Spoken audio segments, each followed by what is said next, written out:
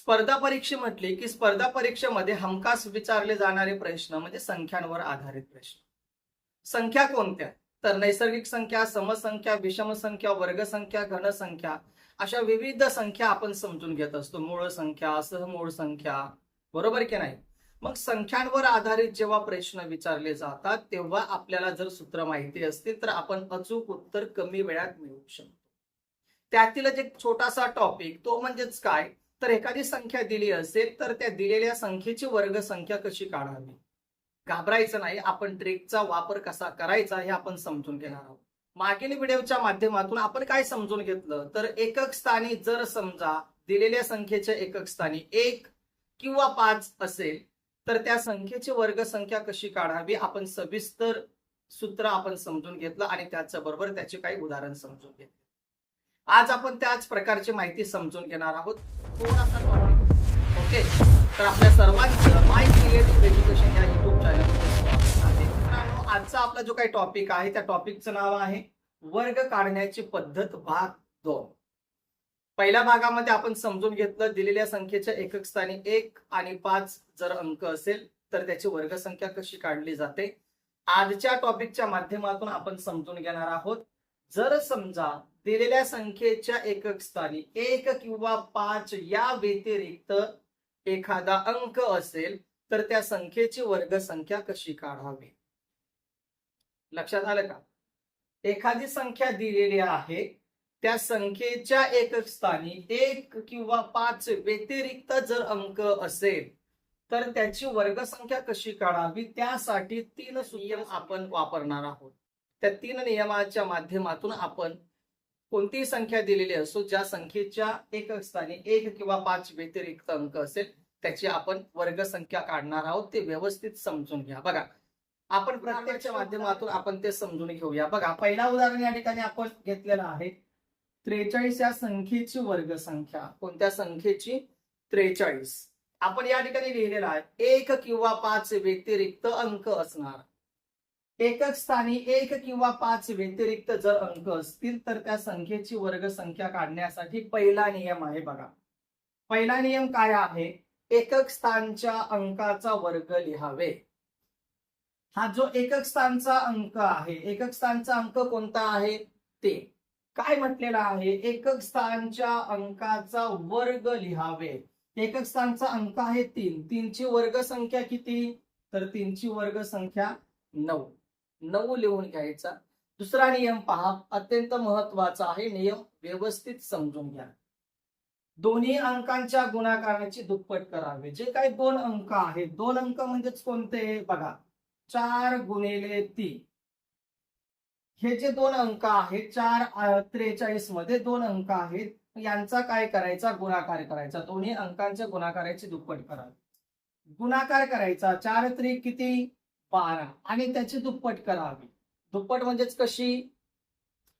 एकतर प्लस करा किंवा इंटू 2 करा. बेरीज गुणाकार किती आला? 24.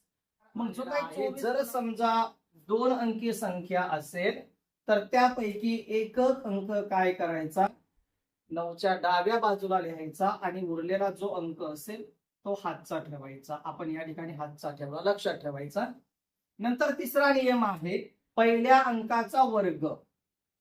पहिला अंक कोणता? तर 4. दशक स्थानचा जो अंक आहे तो म्हणजेच 4. मग 4 ची वर्गसंख्या किती? तर 4 ची वर्गसंख्या 16. 16 मध्ये जर समजा हातचे असतील, हातचे 2 आहेत म्हणजेच किती? तर 18 बेरीज आली. मग ही जी काही हातचे घेऊन आलेली बेरीज असेल ती या अंकाच्या डाव्या बाजूला लिहायची. म्हणजेच आपल्याला उत्तर मिळालेलं 1849. 1849 ही जी वर्गसंख्या आहे ती 43 या संख्येची वर्गसंख्या आहे. हाय की नाही सोपं? म्हणून सांगतोय समजून घ्या. दुसरा उदाहरण पहा. दुसरा उदाहरण सुद्धा सेम आपण ह्याच नियमांच्या माध्यमातून समजून घेणार आहोत. दिलेली संख्या 2 अंकी असो वा 3 अंकी असो, जर दिलेल्या संख्येच्या एकक स्थानी 1 किंवा 5 या व्यतिरिक्त अंक असतील, 1 चे नियम आपण सविस्तर समजून घेतले, 5 चे नियम आपण सविस्तर समजून घेतले. ओके.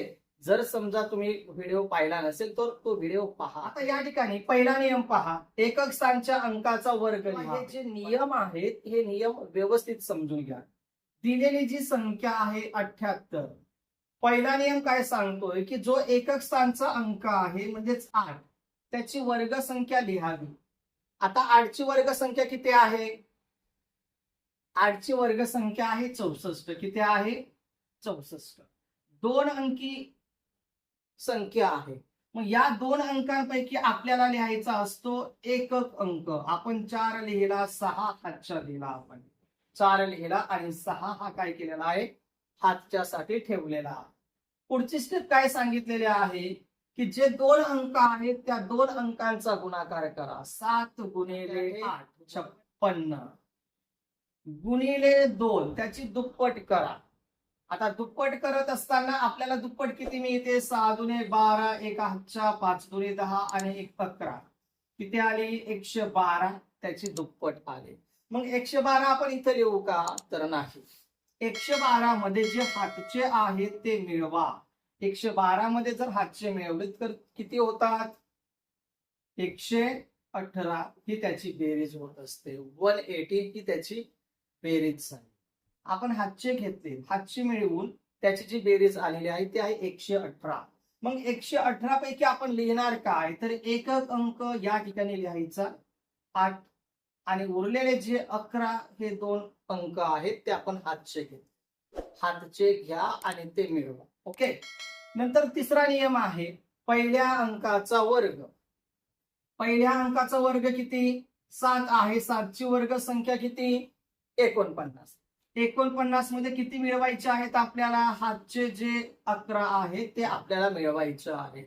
49 मध्ये जर समजा आपण 11 मिळवले तर बेरीज किती होते? 50 आणि 49 अधिक 11 बरोबर किती बेरीज झाली? 60 बेरीज आली. मग ते 60 आपल्याला या ठिकाणी लिहायचे आहेत. 6084 ही आहे 78 या संख्येची वर्गसंख्या. कळतंय ना? तुम्हाला सुद्धा सोडवायचे आहेत म्हणून नियम व्यवस्थित एक्झाम्पल पहा. आपण या ठिकाणी 2 अंकी जे काही उदाहरण होते ते समजून घेतले. आता आपण थोडा संख्या आपण घेतलेली आहे बघा. 3 अंकी संख्या आहे. 116 या संख्येची वर्गसंख्या किती? या ठिकाणी एकक आणि दशक करत असताना हा जो 6 असतो तो एकक स्थानी ठेवा आणि उरलेले 2 म्हणजेच 11 हे दशक स्थानी. पहिला नियम आहे जो एकक स्थानचा अंक असेल त्या अंकाची वर्गसंख्या. आता एकक स्थानचा अंक कोणता आहे? 6 आहे. 6 ची वर्गसंख्या किती आहे? 36 आहे. 36 पैकी आपण लिहिणार काय? तर 6 लिहिणार आणि 3 हातच्या देणार. दिलं. दुसरा नियम दोन्ही अंकांची गुणाकार करा. दोन्ही अंकांचा म्हणजेच कोणते? 11 गुणिले 6. आपण 2 भाग केले 6 आणि 11. 11 गुणिले 6 किती? गुणाकार किती येतो? 11 6 66. याची काय करायला सांगितलेले आहे? दुप्पट करा. आता 11 गुणिले 6 66 आल्यानंतर त्याची दुप्पट करा. गुणिले 2 म्हणजे 6 दुणे 12, 1 हातचा 6 दुणे 12 आणि 1 13. गुणाकाराची दुप्पट किती आली? 132 आली. किती आली? 132. मग 132 मध्ये आपल्याला काय करायचे आहेत? जे हातचे असतील ते हातचे त्या ठिकाणी आपल्याला मिळवायचे आहेत. म्हणजे 132 अधिक 3 135. आता ही हातचे घेऊन जी काही बेरीज आलेली आहे त्या बेरजीची या ठिकाणी आपल्याला मांडणी करायची आहे. मांडणी कशी करू? तर एकक अंक आपण या ठिकाणी लिहिला 6च्या डावीकडे आणि उरलेले जे 13 अंक आहेत ते आपण हातचे दिलेत. काय दिलेत? हातचे म्हणून दिले. आता पुढची स्टेप आहे तिसरा नियम पहिल्या अंकाचा वर्ग. पहिल्या अंकाचा वर्ग किती? 121. 11 ची वर्गसंख्या किती? 121. 121 मध्ये काय करायचे आहे? जर समजा हातचे असतील तर ते मिळवायचे. हातचे किती आहेत?